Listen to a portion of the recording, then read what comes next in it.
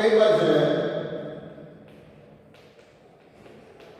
12,000 રૂપિયા અને દેવી ઉમટી કેટલી આપી તમને દેવી ઉમટી તમને 6,000 રૂપિયા આપી છે રકમમાં હવે દેવી ઉમટી આપણી વર્ષે દેવી ઉમટીમાં વધારો કરવાનો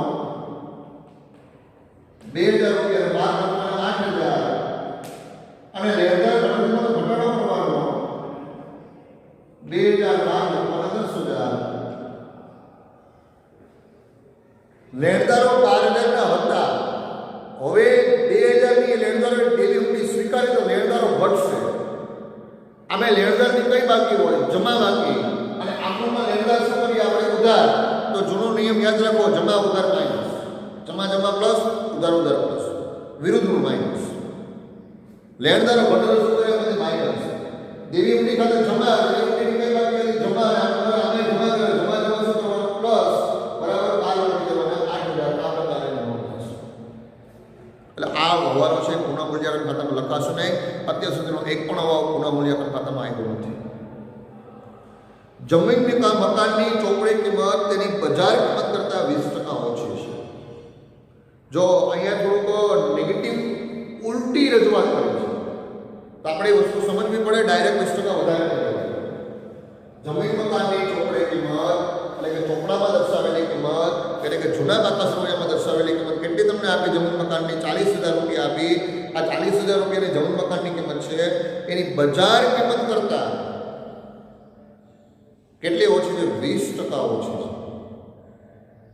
એટલે બજારમાં તમે મિલકત વેચવા જાઓ તો ચોપડે કિંમત કરતાં તમને 20% વધારે મળે છે તો તમારે 20% પ્લસ નથી કરવાનું બરાબર અહીંયા તમારે ગણતરી આવી રીતે કરવાની જમીન મકાનની ચોપડી કિંમત બજાર કિંમત કરતાં 20% ઓછી છે તમારી પાસે કઈ કિંમત છે ચોપડે કિંમત છે પણ બજાર કિંમત નથી કઈ ધારી લઈએ ધારો કે બજાર કિંમત બરાબર 100 રૂપિયા બજાર કિંમત 100 રૂપિયા હોય તો ચોપડે કિંમત કેટલી હોય 20% ઓછી ઓછા હોય તો માઈનસ કરવાના ઓછા 20% એટલે 20 રૂપિયા કેટલા આવશે 80 રૂપિયા 80 રૂપિયા કઈ કિંમત છે ચોપડે કિંમત ધારો કે જમીન મકાનની બજાર કિંમત 100 રૂપિયા હોય આ 100 રૂપિયા છે એના કરતાં ચોપડે કિંમત 20% ઓછી છે તો 100 રૂપિયાના 20% એટલે 20 રૂપિયા માઈનસ કરો બરાબર તો કેટલા રૂપિયા ચોપડે કિંમત આવે 80 રૂપિયા ચોપડે કિંમત આવે મતલબ ચોપડે કિંમત 80 રૂપિયા હોય ત્યારે બજાર કિંમત 100 રૂપિયા છે બરાબર આ પ્રકારે તમારે સમજવાનું છે જો જમીન મકાનની ચોપડે કિંમત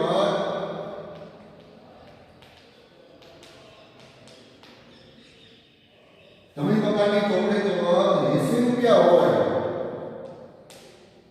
ત્યારે બજાર કિંમત કેટલા રૂપિયા ધારી છે આપણે 100 રૂપિયા જમીન મકાનની ચોપડે દર્શાવેલી કિંમત પાકા સમયમાં દર્શાવેલી કિંમત 80 રૂપિયા હોય ત્યારે જમીન મકાન ચોપડે તમે કેટલામાં વેચશો 100 રૂપિયામાં વેચશો અંદર તમને જમીન મકાનની કિંમત કેટલી આપી 40,000 રૂપિયા આપી છે તો જમીન મકાનની ચોપડે કિંમત 40,000 રૂપિયા હોય ત્યારે બજાર કિંમત આ માટેનો ગુણાકાર કરીએ 40,000 ગુણ્યા 100 ભાગ્યા 80 બરાબર તો કેટલા આવશે 50,000 રૂપિયા જમીન મકાનની કિંમત આવશે 8 × 40 5,000 50,000 રૂપિયા જમીન મકાનની બજાર કિંમત આવશે મતલબ અત્યારે જમીન મકાન તમે બજારમાં વેચવા જાઓ તો 50,000 રૂપિયા મળે એમ છે ત્યારે ચોપડે કેટલા છે 40,000 છે મતલબ જમીન મકાનની કિંમતમાં કેટલો વધારો થયો 10,000 નો વધારો થયો તમે 40 માં ડાયરેક્ટ 20% પ્લસ કરો તો 8,000 રૂપિયા બરાબર ધ્યાનમાં રાખો ડાયરેક્ટ પ્લસ નથી કરવાનું ક્યારે નહીં કરવાનું તો કે આવી સરખામણી દર્શક કિંમતો આપી હોય ત્યારે આના કરતાં આવું છે આના કરતાં આવું છે એવું તમને આપ્યું હોય ત્યારે તમારે ડાયરેક્ટ પ્લસ નહીં કરવાના આવી રીતે ઓછા હોય તો માઇનસ કરી અને પછી કિંમત મેળવવાની અને વધુ હોય તો પ્લસ કરીને કિંમત મેળવવાની બરાબર તો જમીન મકાનની કિંમત બજારમાં કેટલી થઈ 50,000 રૂપિયા થાય મતલબ જમીન મકાનની કિંમતમાં કેટલો વધારો થયો 10,000 નો વધારો થયો પણ પહેલા આપણે અહીંયા લખવાનું જમીન મકાન પાકા સમયમાં કેટલી છે 40,000 ગુણાકાર પહેલા લખી દેવાનું પાકા સમયમાં કે 40,000 છે લખી દીધા હવે કેટલો વધારો થયો કેટલા છે વધી ગયા 50,000 તો કેટલા બચ્યા 40,000 વધારો પ્લસ થયો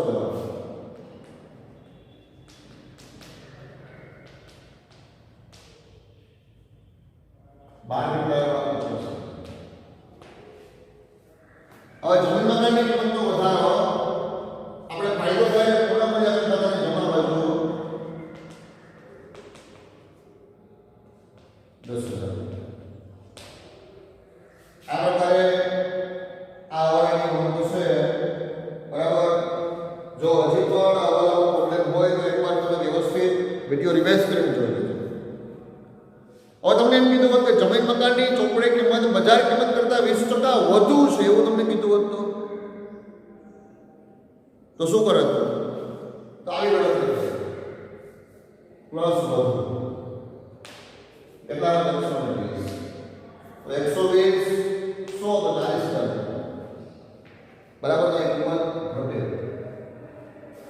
પણ એ પોઈન્ટમાં કદાચ આવી શકે એટલા માટે એવું કાંઈ તમને આપ્યું નથી હું એ ગણાવતો નથી આ સમજૂતી માટે મેં તમને કીધું કે આ પ્રકારે કરવાનું વધુ છે એવું કીધું નથી પણ ક્યારે તમે એમ કીધું કે જમીન મકાનની ચોપડી કિંમત તેની બજાર કિંમત કરતાં 20% વધુ છે તમને એમ કીધું કે જમીન મકાનની કિંમત 20% વધારો ડાયરેક્ટ વધારી દેવાનો બરાબર પણ આવી રીતે કીધું હોય કે જમીન મકાનની ચોપડી કિંમત તેની બજાર કિંમત કરતાં 20% વધુ છે તો તમારે આવી રીતે સમજણ કરવાનું હવે આગળ હવાલા નંબર 9 ચૂકવેલ વીમાના પ્રીમિયમમાં 4800 આવતા વર્ષના છે તો આમાં ક્યાંય ચૂકવેલ વીમાનું પ્રીમિયમ તમને નથી આપ્યું ક્યાં હોય તો કે નફા નુકસાન ખાતામાં તમને માત્ર પાકું સરવૈયું જૂની પેઢીનું 31/70 પાકું સરવૈયું રાખ્યું છે તો નફા નુકસાન ખાતામાં જે વીમાનું પ્રીમિયમ હતું ને એમાંથી 4800 રૂપિયા આવતા વર્ષે અગાઉથી ચૂકવેલ છે તો આપણે ત્યાં શું કરવા પડે માઇનસ કરવા પડે પણ હવે અહીંયા માઇનસ કરવા જવાય નહીં કેમ કે ન્યાય માઇનસ કરીએ તો જૂનો નફો વધે બરાબર જૂનો નફો વધે ક્યાં વધારે દેવાનો આપણે પુનઃમૂલ્યાંકન ખાતામાં વધારે દેવાનું તો કેટલા રૂપિયા 4800 રૂપિયા આવતા વર્ષે અગાઉથી ચૂકવેલ વીમો આમનો કેમ થાય અગાઉથી ચૂકવેલ ખર્ચ ખાતે ઉધાર તે પુનઃમૂલ્યાંકન ખાતે જમા અગાઉથી ચૂકવેલ ખર્ચ ક્યાં લખવાનો પાકા સમયમાં વિગતો બાજુ અહીં લખી દો અગાઉથી ચૂકવેલ વીમો 4,800 અને પુનઃમૂલ્યાંકન ખાતાની જમા બાજુ લખી દો અગાઉથી ચૂકવેલ વીમો 4,800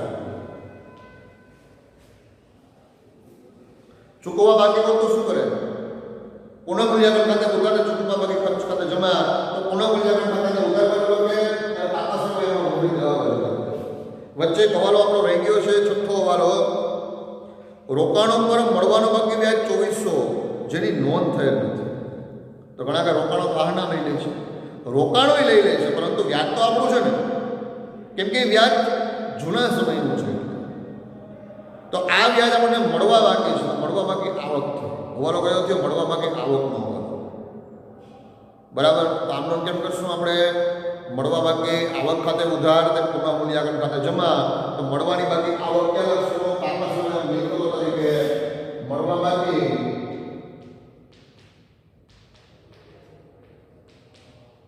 રોકાણ વ્યાજ મળવા બાકી રોકાણ વ્યાજ 2,400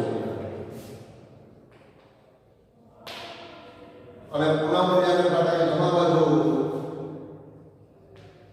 મળવા બાકી રોકાણ વ્યાજ 2,400 તમામ હવાલાની નોંધ પૂરી થઈ અને હવાલા સાથે સમગ્ર જેટલી પણ વિગતો હતી એમાં તમે હવાલાઓ ટીક કર્યા છે એ નોંધ પણ પૂરી થઈ હવે આપણે શું કરશું તો કે પાકા સરવૈયાની વિગતો છે બધી આપી દઈએ પાકા સરવૈયાની વિગતોમાં જો પેલા મૂડી તમને આપી છે બરાબર તો મૂડી આપણે ખાતું બનાવ્યું છે તો કે લખવાનું મૂડી ખાતાની જમા બાજુ કઈ જગ્યા પર છોડેલું છે બાકી આગળ લાવ્યા બાકી આગળ લાવ્યા આસ્થાની મૂડી 76,000 અને આહનાની મૂડી 48,400.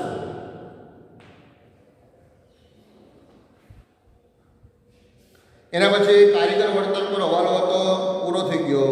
રોકાણ વધઘટ ભંડોળ ઉપર હવાલો હતો, રોકાણો આહના લઈ પૂરો થઈ ગયો. હવે પ્રોવિડન્ટ ફંડ, તમામ ફંડ કે અનામતો છે એ વેચવાની ન હોય. પ્રોવિડન્ટ ફંડ એ જોગવાઈ છે, માફ કરો જવાબદારી છે. પ્રોવિડન્ટ ફંડ, કામદાર નફાભાગ ફંડ, ભલે પાછળ ફંડ શબ્દ પ્રયોગ કર્યો છે પરંતુ એ જવાબદારી છે. કર્મચારીઓ નિવૃત્ત થાય ત્યારે આપણે એને ચૂકવવાની રકમને પ્રોવિડન્ટ ફંડ કહીશું. કર્મચારીના ભવિષ્ય માટે થઈને આપણે એક પ્રકારની જોગવાઈ કરી છે, મતલબ અનામતો એક પ્રકારની રકમ અલગથી રાખી છે. તો પ્રોવિડન્ટ ફંડ એ પેઢીની જવાબદારી બને. તો જવાબદારી વેચાય નહીં તો જ્યાં સુધી લખી દઈએ પ્રોવિડન્ટ ફંડ 6,400 રૂપિયા મૂડી ધરાવવા જોઈએ. Provident fund 6,400. હવે તમને ગાલફાદ અનામત આપે. જો અગાઉના દાખલામાં 8મા દાખલામાં ગાલફાદ અનામત 2000 દેવાદારોમાંથી માઇનસ કરીને આપી. અહીંયા ગાલફાદ અનામત તમને ક્યાં આપી? મૂડી દેવા બાજુ આપી. અને વૈકલ્પિક રીત કહેવાય. હિસાબની અનામત અને જોગવાઈના ટાઇટલ નીચે ગાલફાદ અનામત લખી શકે અને કોઈ હિસાબની ચાલુ મિલકતમાં ઘટાડો કરીને પણ દર્શાવી શકે. હિસાબની ગાલફાદ અનામત પાકા સમયમાં મિલકત નાના બાજુ ચાલુ મિલકતમાંથી બાદ કરીને દર્શાવી શકે અને મૂડી દેવા બાજુ અનામતને જોગવાઈમાં પણ લખી શકે. એ એનો અંગત અભિપ્રાય છે. તો અહીંયા તમને દાખલામાં ગાલફાદ અનામત મૂડી દેવા બાજુ આપી છે. એ ગાલફાદ અનામત આપણે હવે જે નવું પાકું સરવૈયું બનાવશું ત્યારે પાકા સરવૈયામાં મિલકત નાના બાજુ દેવાદારોમાંથી માઇનસ કરશું. તો દેવાદારો તમને આપ્યા છે 25,200. દેવાદારો તમને આપ્યા છે 25,200.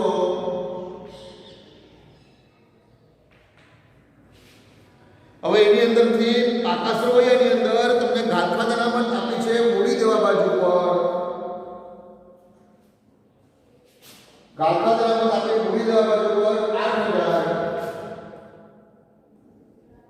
ગાલફાદ અનામત 8,000 એમાંથી બાદ કરી 12 લખી દઈએ. 25માંથી 8 માઇનસ કરો એટલે આવે 17,200.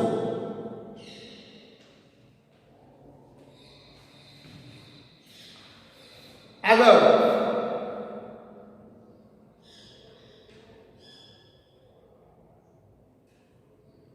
લેણદારો દેવી હુંડીની આપણે યોગ્ય નોંધ કરી છે.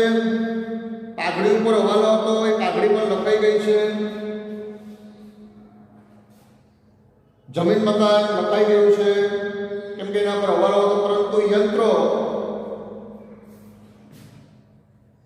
જે કિંમત છે એ કિંમત લખી દઈએ. યંત્રો 32,000.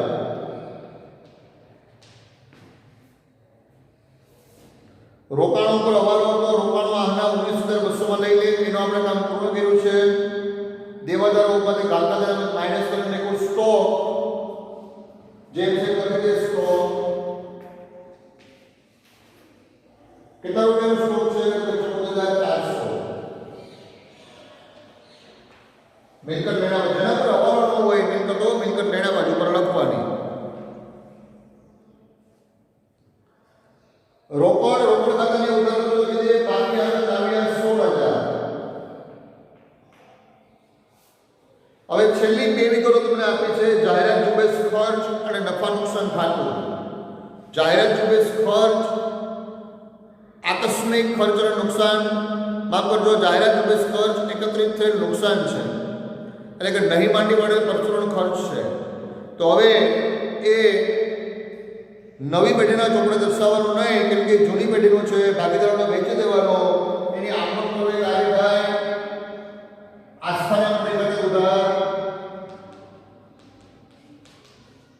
આહનાના પ્રેરક ઉધાર,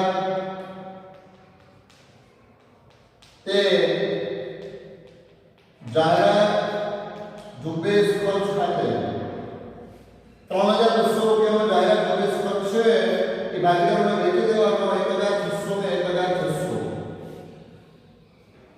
ભાગીદારોના મૂડી ખાતાની ઉધાર બાજુ લખી દઈએ જાહેરાત ચૂકવેશ ખર્ચ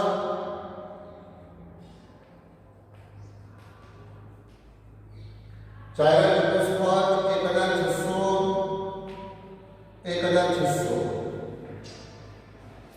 છેલ્લી વિગત તમને આપે છે નફા નુકસાન ખાતું, એટલે કે પાકા સરવૈયામાં આપેલું નફા નુકસાન ખાતું. જો મૂડી દેવા બાજુ હોય તો એ નફા નુકસાન ખાતાની જમા બાકી હોય એટલે કે નફો હોય, પરંતુ આ નફા નુકસાન ખાતું તમને મિલકત દેણા બાજુ પર આપ્યું છે, બરાબર, એટલે કે ઉધાર બાકી એટલે નુકસાન હોય. નુકસાન ભાગીદારોના મૂડી ખાતાને ઉધાર બાજુ લખી દેવાનું. આનું થાય આસ્થાના મૂડી ખાતે ઉધાર, આહલાના મૂડી ખાતે ઉધાર, નફા નુકસાન ખાતે જમા. આસ્થાના મૂડી ખાતે ઉધાર 2000, આહલાના મૂડી ખાતે ઉધાર 2000, તે નફા નુકસાન ખાતે જમા 4000. તો ભાગીદારોના મૂડી ખાતાને ઉધાર બાજુ લખી દેવાનું નફા નુકસાન ખાતું, એટલે નફા નુકસાન ખાતાની ખોટ 2000 અને 2000. હવે હવાલાની તમામ વિગતો સૌપ્રથમ પૂર્ણ કરી હતી. પાકા સરવૈયાની બાકી બચેલી તમામ વિગતો આપણે લખી દીધી. દાખલાના ક્રમની અંદર આપણે કઈ રીતે દાખલો ગણ્યો એ પણ અગાઉ આપણે સમજાતા. પહેલાં ત્યાગનું પ્રમાણ ગણ્યો, પછી પાઘડીની નોંધો કરી, ત્યાર પછી તમામ ખાતાઓ બનાવ્યા અને પહેલા હવાલાથી દાખલાની શરૂઆત કરી અને જેટલી હવાલાની સાથે પાકા સરવૈયાની વિગત આપણે લેતા ગયા અને છેલ્લે જે પાકા સરવૈયાની વિગત પર હવાલો નહોતો એ વિગતો લખી દીધી. હવે આપણે સૌપ્રથમ પુનઃ મૂલ્યાંકન ખાતું બંધ કરવાનો. તો પુનઃ મૂલ્યાંકન ખાતાની જમા બાજુનો ટોટલ વધારે છે. ટોટલ માટે 8 ને 4 12 પકડો, 1 6 ને 7 17,200 રૂપિયા. 17,200 રૂપિયા પુનઃ મૂલ્યાંકન ખાતાની કઈ બાકી આવશે? જમા બાકી આવશે. આ 17,200 રૂપિયા જમા બાકી એટલે કે નફો. અહીંયા લખી દે મૂડી ખાતે જૂના પ્રમાણે એટલે કે બેંકના પ્રમાણે આસ્થા અને આહલા 17,200 એક બેંકના પ્રમાણે વેચતા 17,200 ભાગ્યા તમે 2 કરોડ કેટલા આવે? 8,600. 8,600 અને 8,600. પુનઃ મૂલ્યાંકન ખાતાનો નફો. પુનઃ મૂલ્યાંકન ખાતાનો નફો તમારે ક્યાં લખવાનો? ભાગીદારોના મૂડી ખાતાની જમા બાજુ પર પુનઃ મૂલ્યાંકન ખાતે 8,600 અને 8,600.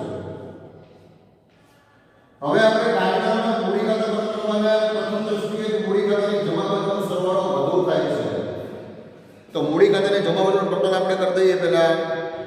તો આસ્થા મૂડી ખાતાની જમા બાજુનો ટોટલ કરી દઈએ 10 10 ને 18 18 ને 8 1 6 ને 2 8 9 9 ને 10 ને 8 9 કેટલા આવશે? 89,800. જમા બાજુનો ટોટલ આવશે 89,800. એ 89,800 ઉધાર બાજુ લખી દઈએ 89,800 અને 89,800 માંથી ઉધાર બાજુની વિગતો 1 2 3 એ ત્રણેય વિગતો માઈનસ કરી દઈએ. 89,800 માઈનસ 4 4 ને 5 5 ને 6 7 7,800 માઈનસ કરી દઈએ 82,000 રૂપિયા આવશે. સામે લખી દેવાનું બાકી આગળ લઈ ગયા. આગળના મૂડી ખાતાનો ટોટલ કરી દઈએ. આગળના મૂડી ખાતાની જમા બાજુ 57,600.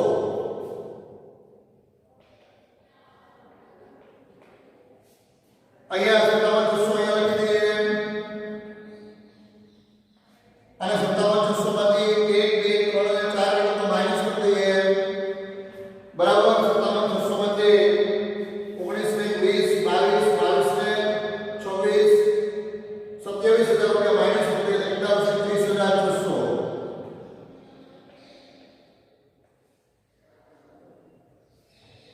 સોળના મૂડી ખાતાનો ટોટલ કરીએ 80,000 રૂપિયા જમા બાજુ પર આવશે.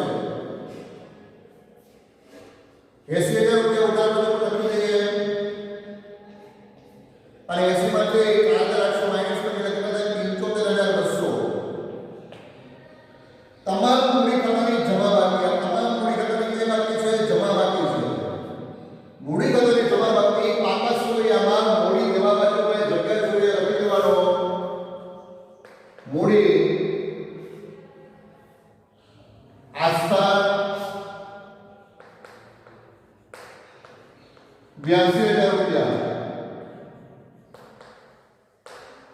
₹30,600 અને સોનું ₹75,200. સૌ પ્રથમ આપણે પૂર્ણાંક ખાતું બંધ કર્યો હોય તો તફાવત આપણે ક્યારે કે મૂડી ખાતું લઈ ગયા. બીજો આપણે મૂડી ખાતું બંધ કર્યો તો તફાવત ક્યારે કે પાછા સમયમાં મૂડી જવા બાજુ. હજુ પણ એક ખાતું બાકી છે, રોકડ ખાતું. ટોટલમાં તમારે રોકડ ખાતાનો 80,016 અને 96 વત્તા 7,200 કેટલા? 3,200.